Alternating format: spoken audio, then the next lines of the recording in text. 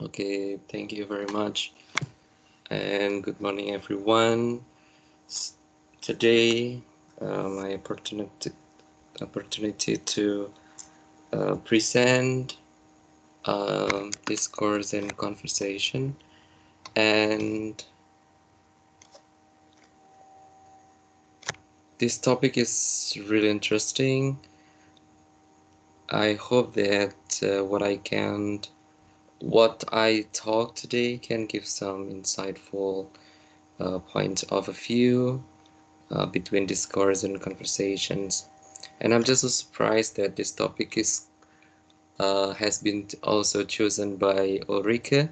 So we talk a little bit the ideas so that we are not going overlap. So this is my turn, and I would like to highlight some point of view between discourse and conversations, and I also put some ideas on how discourse relates to a spoken and written discourse. So this is what I would like to explain today. So there are probably there are 5 topic item. The first is the definitions of discourse, and it highlights how we could understand how we know what discourse is about. And the second one is spoken and written discourse. So I'll try to correlate between spoken and written discourse, and talking about the informal and formal spoken discourse, and lexical patterns in spoken language, approaches to discourse analysis, how some approaches selected by applied linguists, especially in applied linguistic and education in general, and the last one is conclusion. So here's before we move into details about what is actually discourse, I'm trying to highlight or put um, an example so that we can understand, that we can um, know exactly what discourse is about. So consider an ordinary day. Let's say we are making our discourse day starting in the morning, afternoon, or evening. Let what we are doing now. For the example, in the morning, people may greet each other when they are meeting with their family, with their friends, or even when they also um, have a breakfast. And they're probably when watching news item on TV or maybe in social media, YouTube, that you will see a lot of informations comes and go, and how people are going to work, or children go to school, college, and they are making a lot of strategies, linguistic strategies, and different or patterns of language. When it comes to the afternoon, people may also um, in a workplace, could they discussed plans and meeting, um, set the presentation, for example, and for the student at the university, maybe they have um, they are writing their thesis or maybe essays in a library, in a university library, or having lunch with classmates. So this also bring a different discourse. When it comes to the evening, so it's also going back when we met the family, when we're going back to our home, we greet our family and having dinner with them, or even we are sitting down to review our days and talk about what was going on, and maybe we also make a dream or planned where are we going to go for, I don't know, summer or for holiday. So this could from this three times, from the morning, afternoon, evening, they set different um, situations, or we could say that they are um, designing a discourse. So this is what I try to put the frames of discourse day. And from these three kind of example, so it can be stated that discourse may or discourse deals with language functioning in one of many contexts that together make up a culture.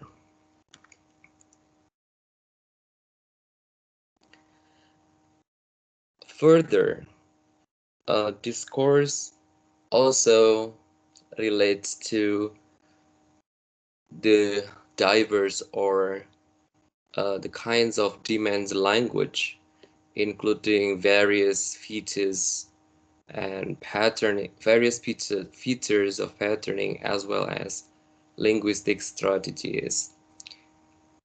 As we could see from the previous slide, that the example of our daily activities, they set the different languages, how people deal with different situations, different um, uh, linguistic strategies, how they communicate, how they deal with the context.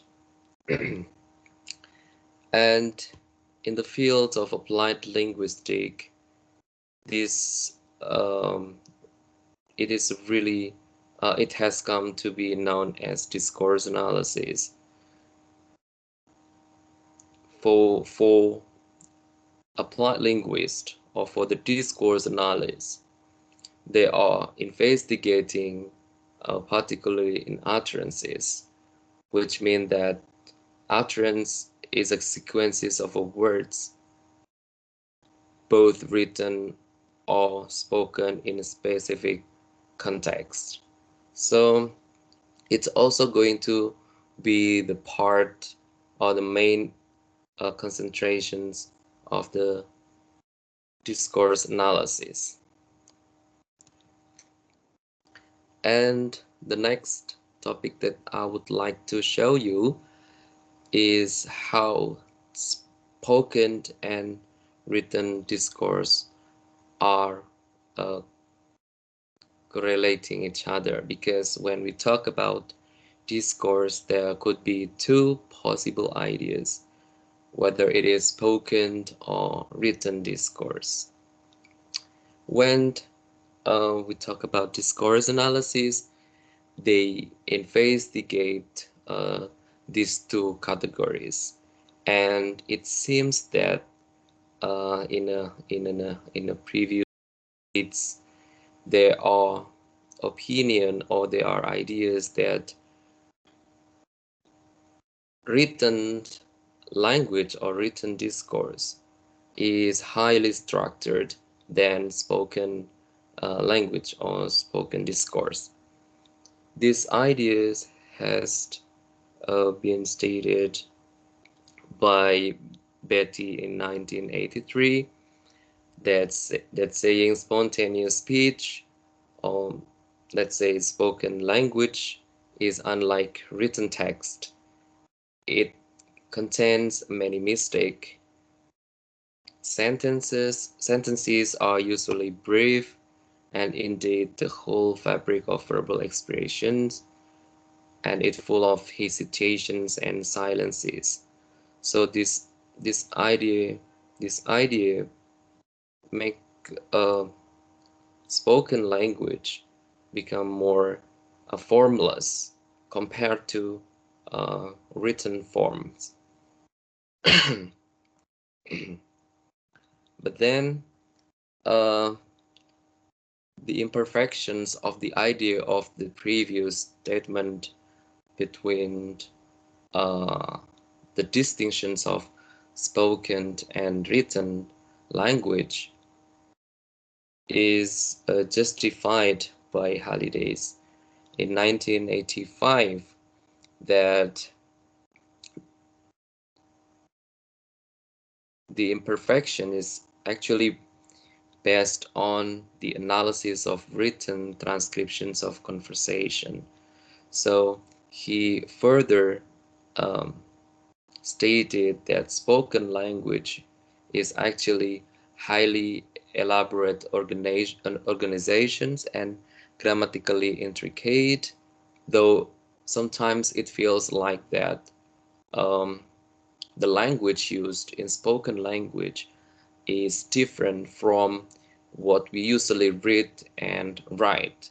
So it can be a saying that spoken language has also um, has also a complex pattern as well as the written uh, language. So in this oh, there is a scale here that showing how spoken um, and written of written English um, they are they are relevant each other. In the right hand, there is a high a formal form, and on the left hand side, it is the informal form. So when we see that for the spoken English, the informal spoken English, for the example, when we do a conversation with our friend, let's say in a cafe or having coffee and cozy chat, then the language will be informal compared to if the one who has a job interview, um, she or he may use a formal language, and also it goes with the written form or the written language. When you write an email to your friends and to your family, then the language is less formal compared to when you write essays or maybe a thesis. So it seems that the imperfection stated by the previous linguist um, didn't didn't go with this holiday. And the next the next table is how um, informal and formal spoken discourse are different. And okay, we could see that the informal spoken discourse, the primary purpose is we are trying to achieve who actually we are, how we relate to others, and what we think of how the world is. This is it can be taken from the example, the previous example. How do we have a chat with our friends and writing an email to our family, to the one to our friends, and etc. While formal spoken discourse, it has it has a purpose to achieve the pragmatic goals, to talk, to find out information, to pass on knowledge, or to make appointments, to get jobs, to jointly participate in practical activities. The second one is the spontaneity phenomena, such as false starts, hesitations, interruptions, or maybe the overlap. While formal spoken discourse, it relates more to turn taking, ordered. The second criteria or features of informal spoken discourse, a constantly shifting topic as the goal is not to achieve a particular purpose. While formal spoken discourse, the role differentiation, there is a clear role between interactions. For example, the doctor-patient interaction, or teachers and student interaction. It shows a clear role differentiation, and it makes a formal spoken discourse exist. The last one, the conversations are open-ended and can continue for hours, so it can be continuity, uh, communication. It is in the process of talking that we explore our social relationship, while the formal discourse, spoken discourse, um, it tends to be a closed uh, conversation when our purpose task is achieved, then the interactions is terminated.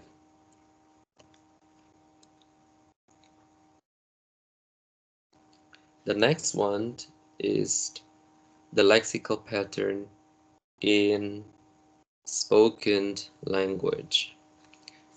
So people tend to use or tend to select their vocabularies or language when having a conversation, let's say, or spoken activity with other people.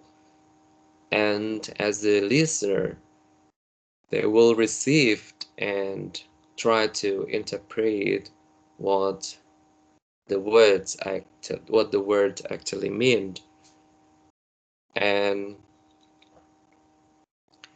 during this communication, the situations with this various contexts between the speakers and listeners, then the lexical choices or the selected word may arise to negotiate. Sometimes the meaning is not um, the meaning is getting more broader than what we define um, by dictionary, because of there is a context, there is a situations that um, change or shift the word, and at it's happened when two people doing the conversation, and the meaning may arise because of the context. Um, let's take these. Let's see the example. This is of a great meaning that happens because of the repetitions and or synonym. Speaker one says that, and then we went down to San Diego, Santa Barbara. And speaker two says, California, lovely. And there's a response, yeah. Oh, speaker two respond, yeah, it was, speaker one says that it was really beautiful. And speaker two replays it, yeah, it's a beautiful place. So when we try to uh, make agreement to or during the conversation, sometimes we use a synonym, also a repetition.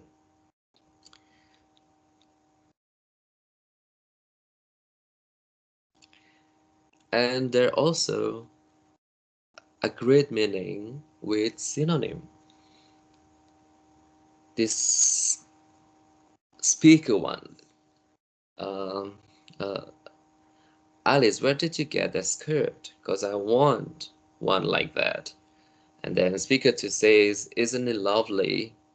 And then how to speaker one, it's so nice. And speaker three says that in top shop.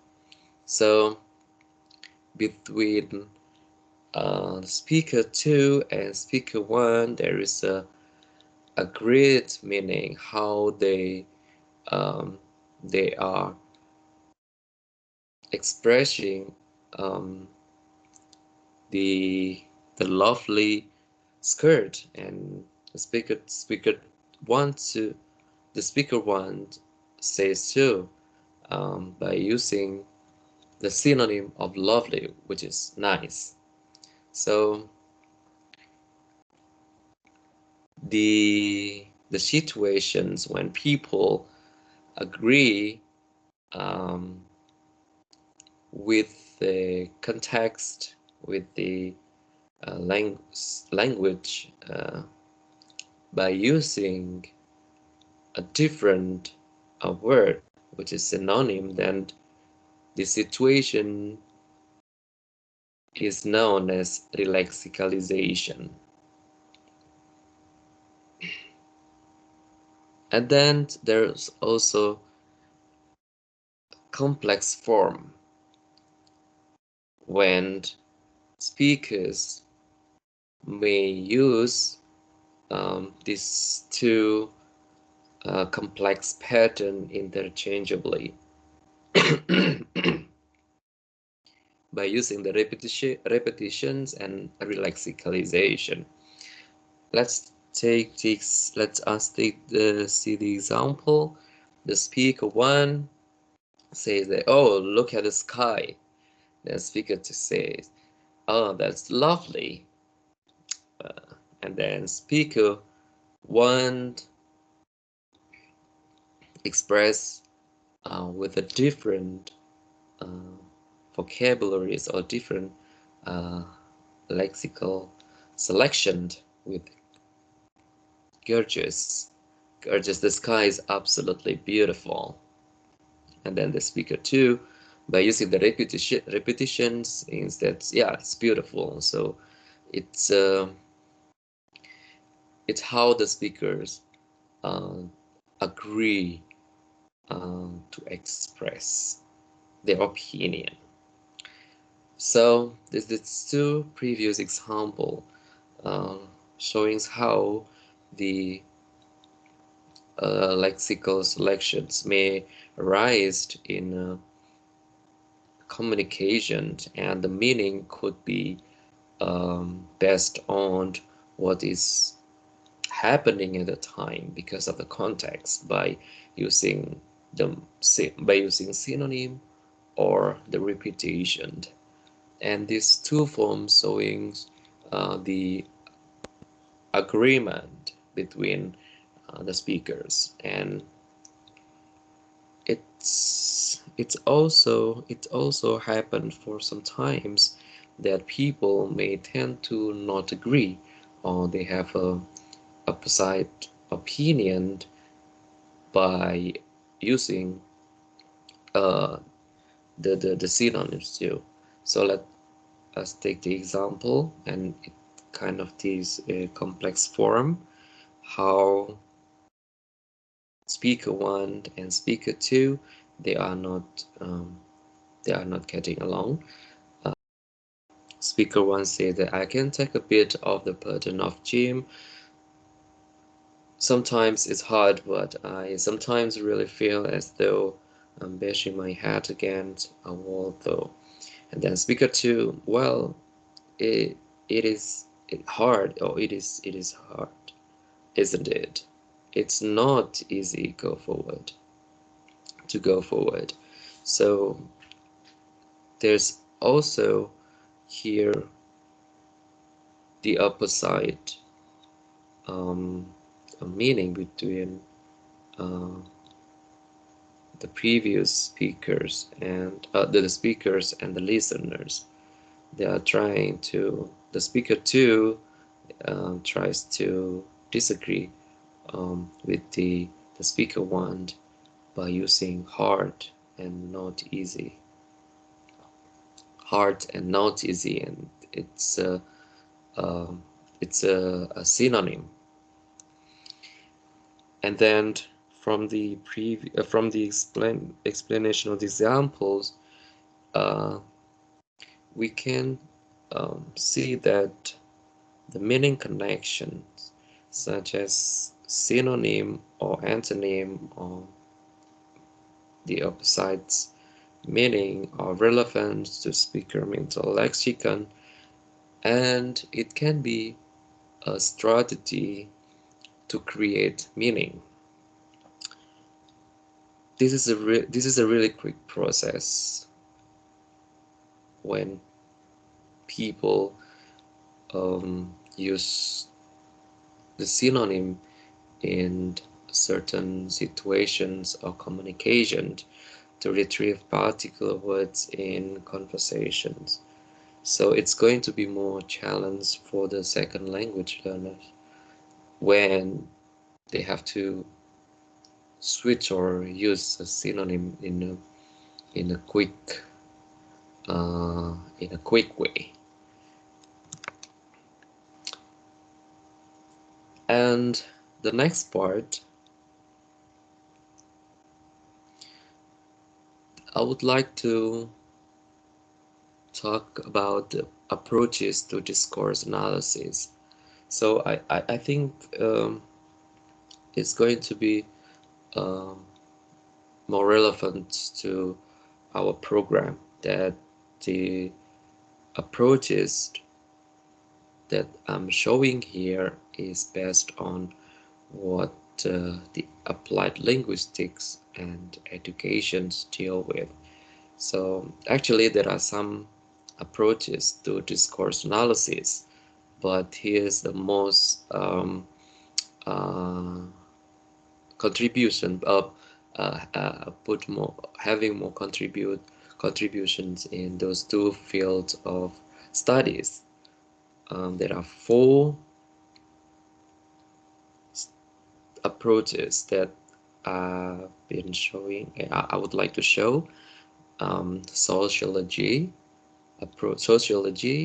and it deals with the conversational analysis, as well as the turn-taking and sociolinguistic approaches. So it may it has a it focuses on ethnography and variation theory. So the discussions will be related to ethnography and variation theory and linguistic approaches. There are uh,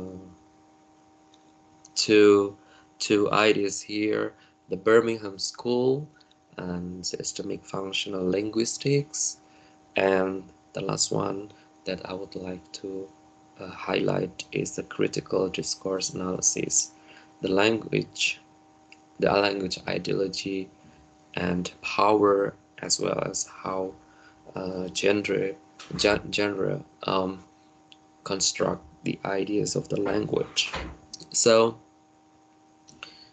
let's take the sociology approaches. The first that I would like to highlight is the conversational analysis.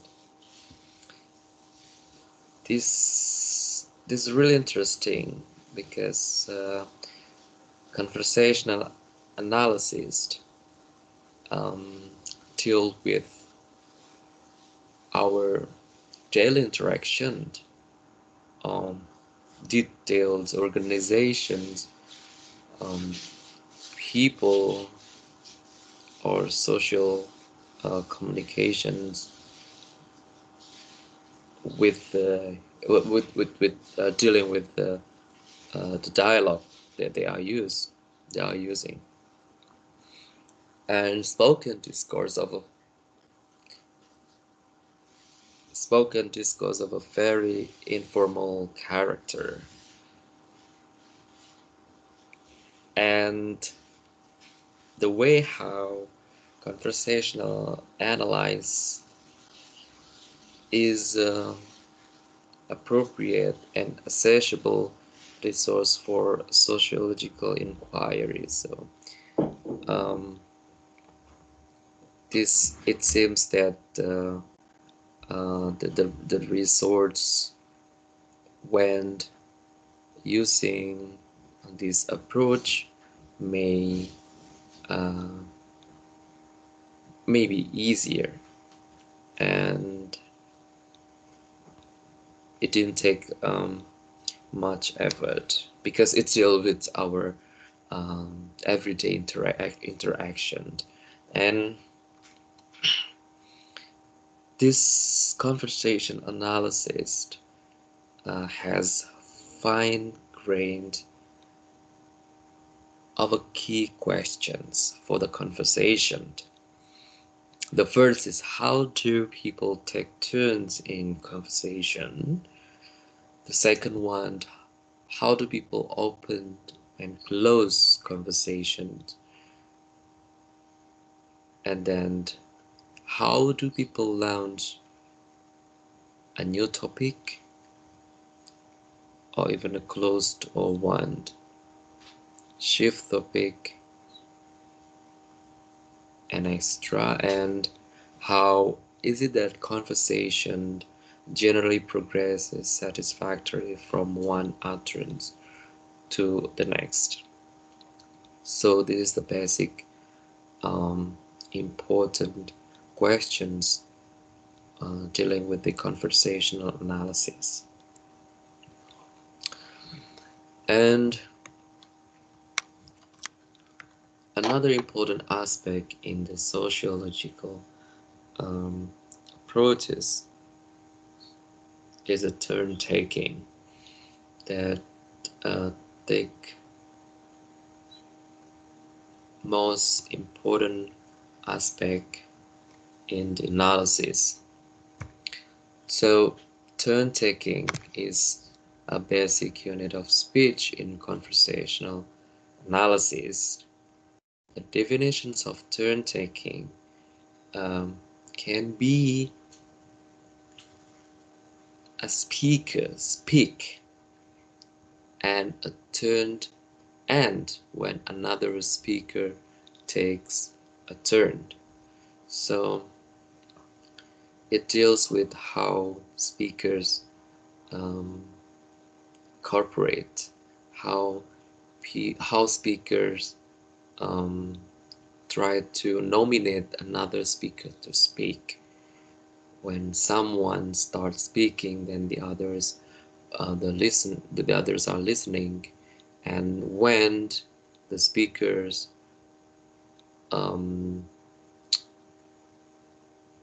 try to give a signals to finish their talk, then one or the one of another speakers try to nominate another speakers to speak.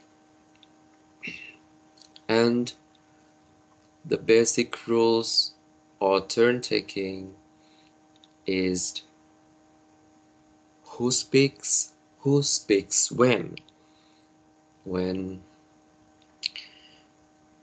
it is nominated by current speakers.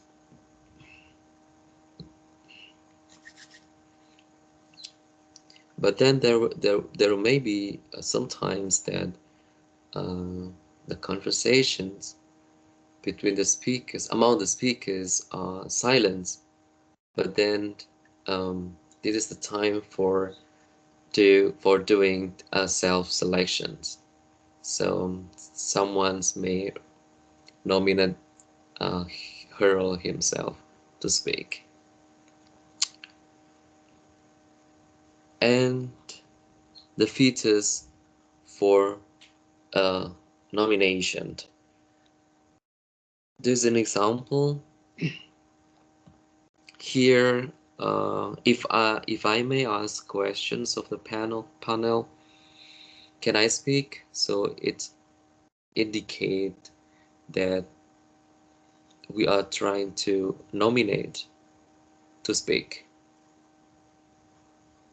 Or for another indications by using back channel responses like yeah, sure, right. So this is how we try to nominate to speak.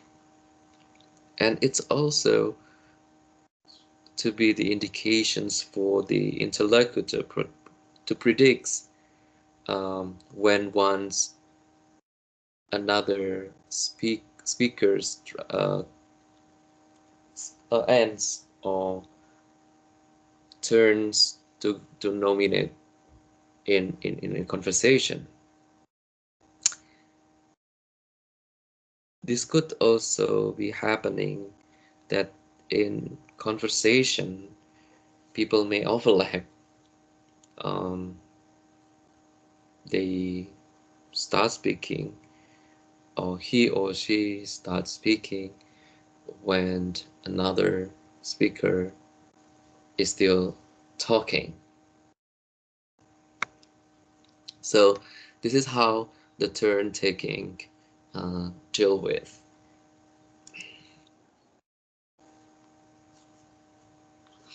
And the next slides. This is the patterns in turn taking. Adjacency pairs. Adjacency pairs is a pair that embedded in turn taking. Is a pair of turns that mutually affect one another. So there's greeting, turn taking, compliment, thanks, apology, and acceptance.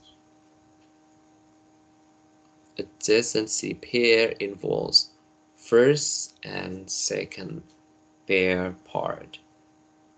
So here's this example. There's a smooth preferred sequence and this preferred sequence. For the smooth preface sequence, that the adjacency pairs are running or going smoothly when people greet good morning and get a response like, oh, hey, good morning, or congratulations on the new job, and they get a response, oh, thanks. So it's kind of a predicted expressions. So that's why it goes smoothly. But then sorry, but then there's this preferred sequence when for sometimes may arise when um, the speakers try to address another um, speakers like, hi, how are you? But then the unexpected answer that we could hear or we can expect is not that, how are you? I'm fine, thanks. But then just say, okay, drop that. So this is kind of situations that may not go smoothly, or in here that it's it seems to be dispreferred. And adjacent, adjacency pairs in turn taking may arise when the situations deal with a politeness, or even for small talk when people greet each other in the morning and for the very first time meeting, they may use a short expression, and the first and the second adjacent pairs arise there, how people opened and close their conversations, or maybe a speech or presentations like what I'm doing now. And it also deals with the um, solidarity routines, like when someone's uh, is experience headaches, and then we are trying to offer our helps, like, I have a terrible headache, and then the speaker B said, oh, I'm so sorry, oh, I'm sorry, can I do anything? So this the turns taking take part, and it's in solidarity routine and converging pairs. Mhm. Like I just love that green sweater. Oh, so do I. Isn't it great? So yeah, this this this also happened for someone who um, tried to make agreement, saying that wearing the green sweater is really, really great. Next, the second approach for discourse analysis is the social linguistic approaches. So the first, it deals with the ethnography studies. The It deals with the situations and uses, how the language, how the patterns, the functions of speaking as an activity in its own right. It's the, in it's stated in Himes 1974. And ethnography also investigates speech event involving interaction, uh, such as a conversation in a certain um, a context, like at a party, or someone's orders a meal in a restaurant. And it reminds us that the ethnography has a relevant to the Gelsheim's speaking ideas as a basic dimensions of the contextual language use. If here's I try to show how the acronyms of speaking of the hymns shows the dimensions of the language use. When it deals with S means it's the setting, so it's temporal and physical circumstances, subjective definitions of an occasions, so where the conversation take place, and yeah. And for P, for participants, it's deal with the speakers, the sender, the addressers, listener, the audience. And then for the E, it's an ends, the purpose, what you want to achieve from the conversation. And for the A, for the X sequence, what is the contents of the conversations or the message that we like um, uh, to say, the meaning that we need to bring about.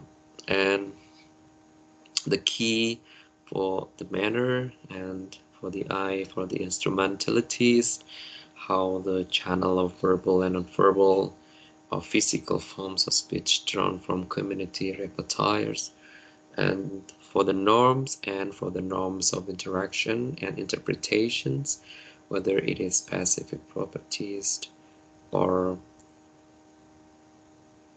another norms language used.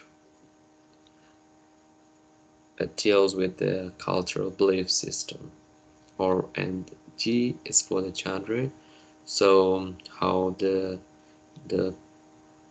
text goes, how it deals with the textual categories. And then in the social linguistic theory, there also the variation theory. So this seems to be a main focus of the variation theory, that it deals with the structures of spoken narrative, and it reminds of the Labov notions that the overall structures of personal experience narrative has an a forms or pattern from they set, or they organized the narrative with the abstract, how the orientation, how the time and situations may affect in someone's experience, narrations, and complications that deals with the events and crisis, culminating in crisis, and the evaluation, how the narrators added towards narrative, and then the resolution and protagonist approach to crisis, and coda, how the whole experience narrations wrapped as a whole.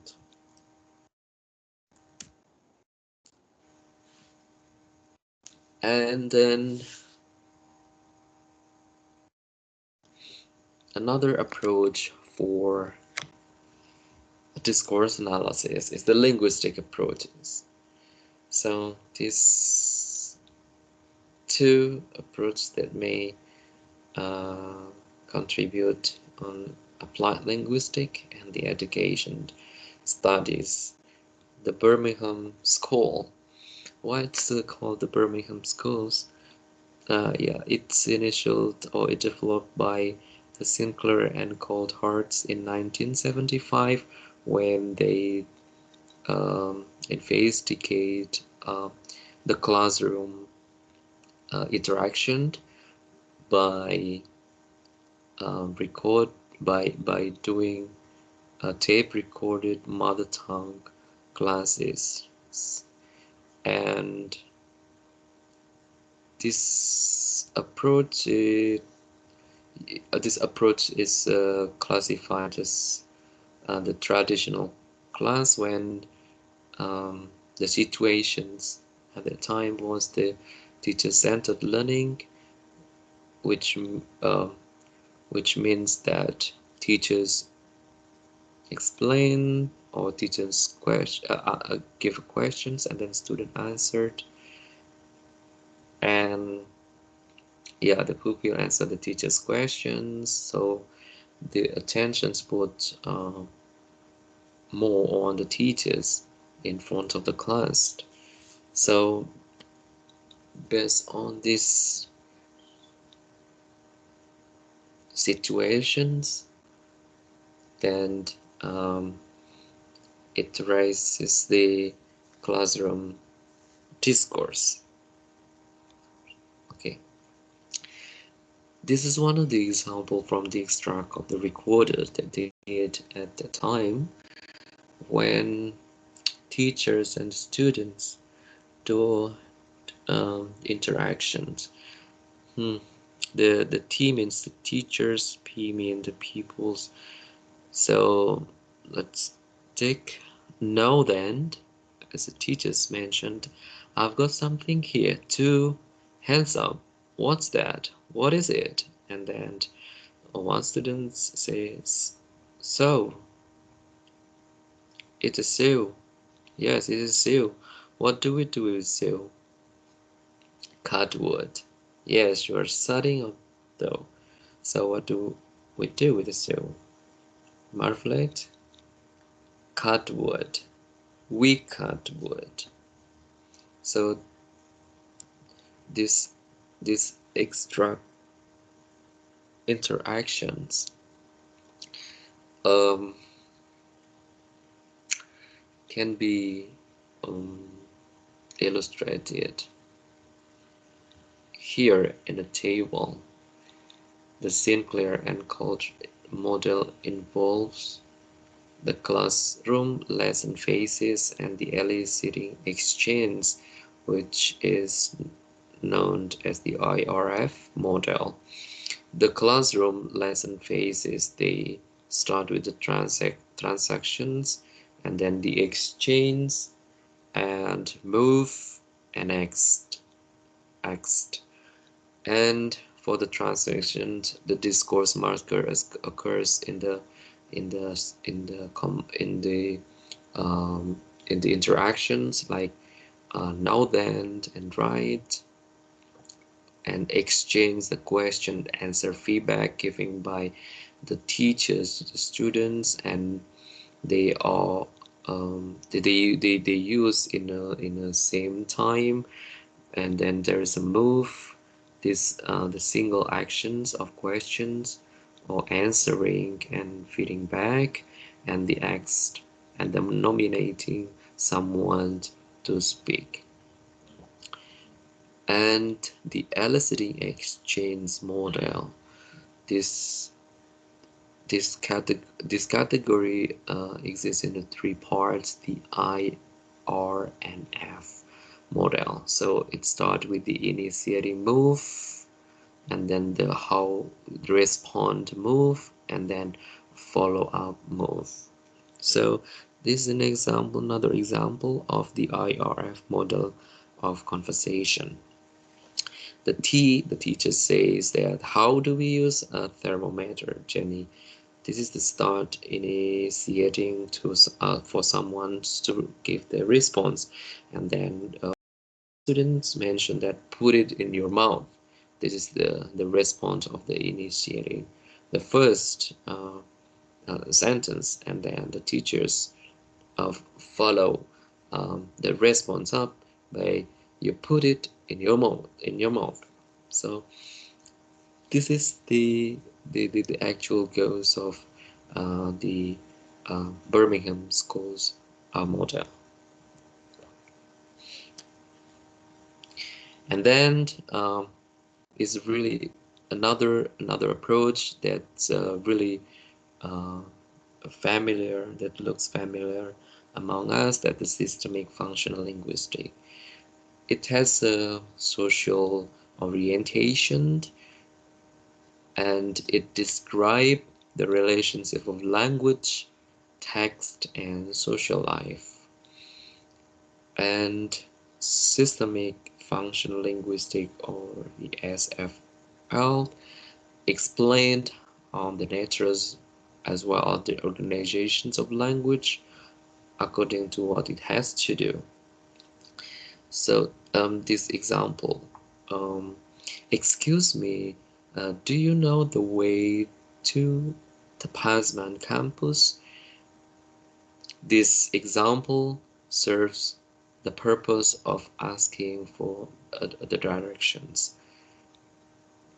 Systemic functional linguistics also concerns how people use with each other to accomplish everyday social how people accomplish everyday social life, and enabling conversation to work and to have power. So when we see the example, the purpose of asking for the directions, it seems that the conversations has to do with has to do with these the powers and how to enable the conversation to work. And the last part of the approaches is the critical discourse analysis. So critical discourse analysis focuses on the relationship, language, ideology, and power. So it's more complex. It's a complex studies of a discourse. And when studying critical discourse analysis, genres play important aspect as a social actions, in particular social and historical context, how these genres construct the social community or social context. It also analyzes the text from the textual regularities or and classes, genders, and ethnic bias that are incorporated, as well as what discursive practices are constructed in the text. And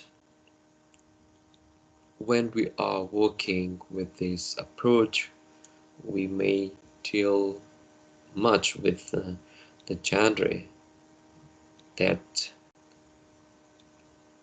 has since, or it plays an important factors in constructing social reality and to shape a social context. So this critical discourse analysis is another approach of the discourse analysis. So this is the macro analysis approaches to discourse analysis that may be that may be useful to see, but I do not put all this into my presentations. I only grab the most popular one, but here we can see that all the disciplinary studies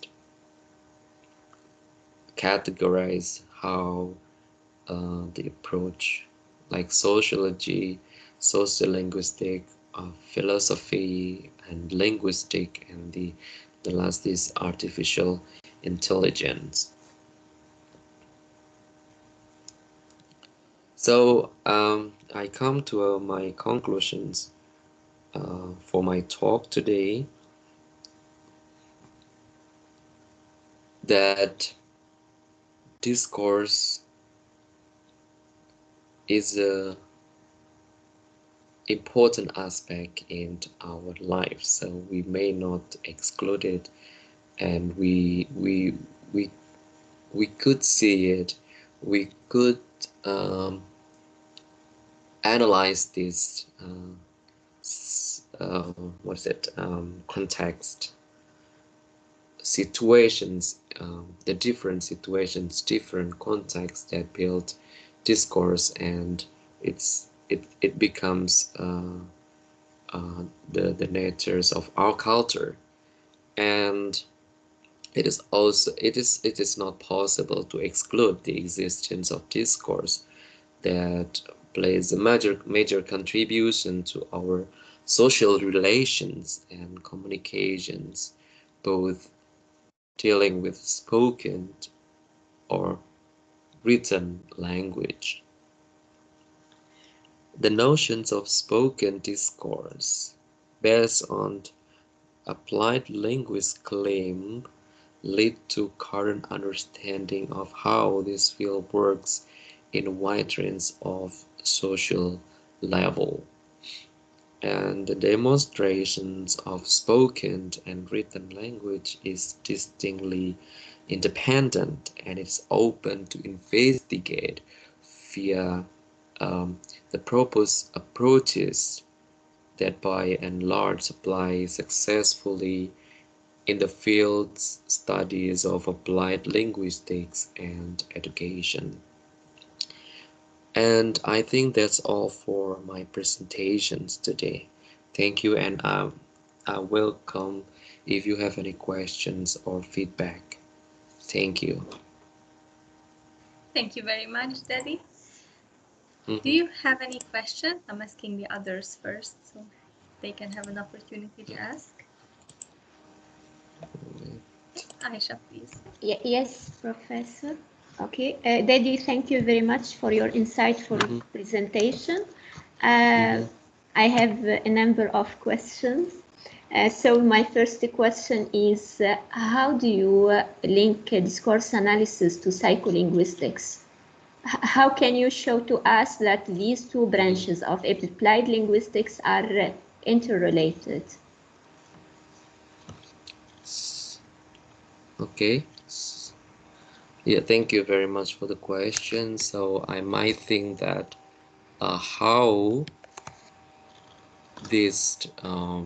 how discourse can be related to psycholinguistic when people deals with the communications, and how our mental lexicons try to nominate a language that may arise from for a certain context, um, like my example in synonym and the repetition. So if we do not have that mental lexicons in our knowledge, I think it's not easy to someone's to try to use the synonym, or even try to give the, let's say, the opposite meaning. So this one that can maybe one of the way how we deal with the psycholinguistic. I hope Okay. it answered the questions. Yes, thank you. And I think you mentioned something in your presentation. You said that when there is an interaction between the speaker and the listener, so the listener should recognize what the words mean, then answers, no? So there is here a kind of mental, I don't know, mechanisms that can interfere in order to answer, Oh, it's to think, then answer, yes. oh yeah, it's still with creating a meaning because of the certain context. When speakers and listeners are having the conversations, then there will be the meaning that may not only deal with the dictionary, but then it arises because of the context. So the listeners try to interpret the word based on the situational context. I think that's what I can say. Okay, thank you. Please, in the slide where you made the distinction between formal conversation or formal discourse and informal discourse, at the end of the table or after the table, you mentioned that conversations are open-ended and formal conversations are closed. So I couldn't get the point here. What do you mean by conversations? Do you mean that conversations in general, that is including formal and informal? Yeah, when someone's do the informal conversation, the one thing that I could mention that we can raise another issue, we can raise another topic for the formal conversations, but then for the formal one, when our goals has already been achieved, then it can be the conversations maybe ends at that time. Okay, and for turn taking, you mentioned turn taking as one of the characteristics of formal conversation, I think. Mm-hmm. Yeah. So, what's about informal conversation? We don't have turn So taking? yeah, I think uh, s- for the informal spoken discourse, um, the turn taking may also arise because people in here there is what is in informal spoken discourse table.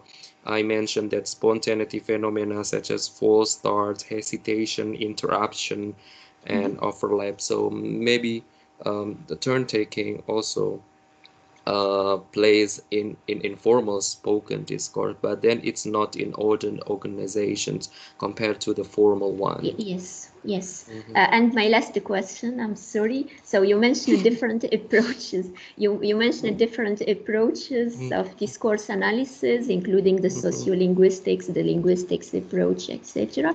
So can we apply all these approaches to both written and spoken discourse? Yeah, for my best understanding that what I explained is applicable to those part. Let's say, I give you the example that for the systemic functional linguistic that may be more relevant to the textual analysis than compared to the turn taking or the conversational analysis, which deal more with the spoken language. Okay, thank you very much. Thank you. Thank you. Thank you. Diedrun or Carla, do you have any questions?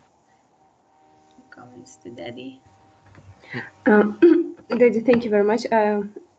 Frankly speaking, I also had the same question like Aisha. I didn't clearly understand the correlation between psycholinguistics and discourse analysis, but I think now it's clear. So thank you. Thank you. Thank you, Carla. Sorry, I forgot to turn on my camera. Okay, if Diedrun doesn't have any question now, that I also would like to, or you have one, sorry. no, okay. I didn't want to interrupt you. Yeah, actually, interruption and turn taking, these are the most fascinating parts, and I'm glad that both Carla and Aisha asked about it, because that's what I was missing a little. So I think it was a really nice summary of the basic questions, and it's good that we have this, because it's a very dense summary of all we have to know, but this is the first step, and the psycholinguistic aspect is very interesting, and as Daddy mentioned, we're going to get back to this topic in 2 weeks when Ulrike is going to present, and I think it's indeed what Daddy answered, that turn taking and these kinds of implications coming with within these discourses are the most important part. And I also wanted to emphasize this when we were talking about language production and language comprehension, that it's never happening like, okay, I'm saying something, then you take like 5 minutes to process it, and then, okay, plan your utterance that you're going to, and then 10 minutes later you reply to me. It's going so rapidly, it's so fast, and that's what is really fascinating about discourse analysis from a psycholinguistic point of view, that we're doing all those things that I was talking about in the first 5 weeks at the very same time. So we can do the processing and then already planning the production part and within the discourse. And I think that these examples were great to see that these discourses are so complex and having so many connections within that, that is truly fascinating that we can do this at the same time. So I think it was very interesting. Yeah, one thing that could possibly be interesting, I wrote it to myself, that discourse analysis can also show that language use is always a social activity, and I think this social aspect of, so it was very nice that Daddy showed us all these approaches, because the social aspect and the aspect of sociology can be left out, although it's not strictly speaking psycholinguistic, but it's really important, and I'm glad that you mentioned that. The only thing that I missed a little is some newer perspective. So in the case of the linguistic approach, you mentioned this approach from 1975. So it might take a look at something a little newer. It is this Birmingham School model is of course really important as a base, but when you're interested in this topic, then probably some newer aspect of this linguistic approach could be also interesting. I can suggest you some if you're interested, but it was a nice presentation and you could answer all the questions quite nicely, so thank you very much. Thank you. For that. And we're waiting for Giedron's presentation next week. We're looking forward to it. And it's going to be the language and the thought topic, right? That's great. So if, in case you need any help, just let me know by email, and we're going to see each other next week then. Thank you very much, and have a nice week and weekend. Thank you very much. Thank you. Bye-bye. Bye. Bye. Thank you. Goodbye.